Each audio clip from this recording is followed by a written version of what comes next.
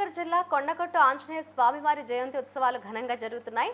ఉత్సవాల్లో భాగంగా హనుమాన్ దీక్షలు స్వాములు అధిక సంఖ్యలో పాల్గొని మొక్కులు చెల్లించుకుంటున్నారు. ఆలయం వద్ద మౌలిక సదుపాయాలు కరువయ్యాయని పలువురు భక్తులు వాపోతున్నారు. అయితే సదుపాయాలు కల్పించాలని భక్తులు కోరుకుంటున్నారు.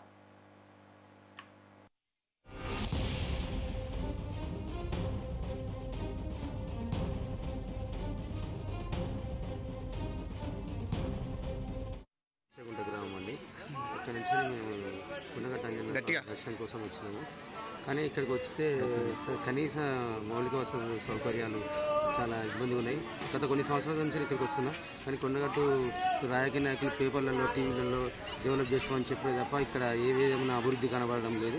మరి నిధులు ఎటుపోతున్నాయో ప్రభుత్వాలకే తెలియాలి. మన దక్షిణ తెలంగాణ, మన ఉత్తర తెలంగాణలో అతిపెద్ద ఉత్సవం హనుమాన్ జయంతి రోజు చాలా వేల మంది, లక్షల మంది, కోట్ల మంది భక్తులు ఇక్కడికి వస్తారు. కానీ ఇక్కడ పట్టించుకునే నాదుడే లేరు. ప్రభుత్వాలు ఏం చేసినా ఒకసారి ప్రభుత్వాలు కనీసం శ్రద్ధ పెట్టి భక్తులకు ఎట్లాంటి అసౌకర్యం కలగకుండా మంచి సౌకర్యాలు కల్పించాలని కోరుకుంటున్నాం. ఎక్కడి నుంచి వచ్చినా మీరు ఎప్పుడు దర్శనం చేసుకున్నారు? నిన్న ధరంపూర్ పోయినాం. నైట్ ధరంపూర్ పోయి ఆడ స్నానం చేసి పొద్దున్న 6 గంటల వరకే వచ్చాము. దర్శనం చేసుకొని మాల వేసుకొని వచ్చాము.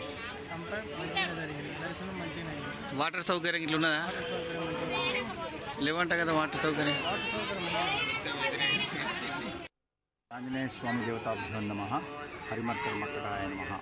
మీరందరూ ఇక్కడ భక్తులు వచ్చి ఆ స్వామివారిని దర్శించుకుంటున్నారు. అట్లనే రేపు రాబోయేటువంటి వైశాఖ బహుళ దశమి నాడు స్వామివారి యొక్క జయంతి ఉత్సవాలు ఉంటాయి. ఎందుకంటే ఆయన యొక్క పుట్టినరోజు వేడుకలు చేస్తారు మన తెలంగాణ మొత్తంలో కూడా.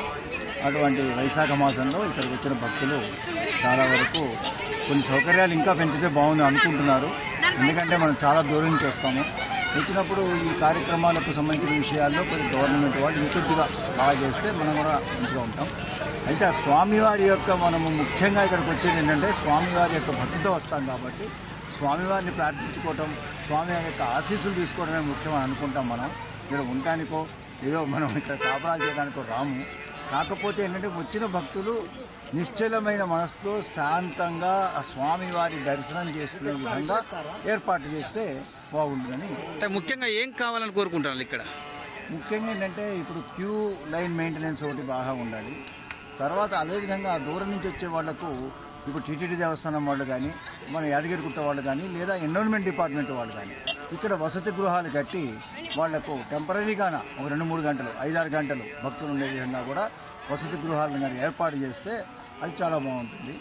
అదేవిధంగా లోపల కూడా దేవాలయం లోపల మెయింటెనెన్స్ అప్పుడు కొద్దిగా నీట్నెస్ ఎక్కువ పెంచితే ఇంకా బాగుంటుంది. ఏం పేరు సార్, మీరు ఎక్కడి నుంచి వచ్చారు? నేను హైదరాబాద్ నుంచి వచ్చాము. పేరు? నా పేరు రాధాకృష్ణమూర్తి. నేను కూడా అక్కడ సైనిక్పూర్లో శుభాంజనేయ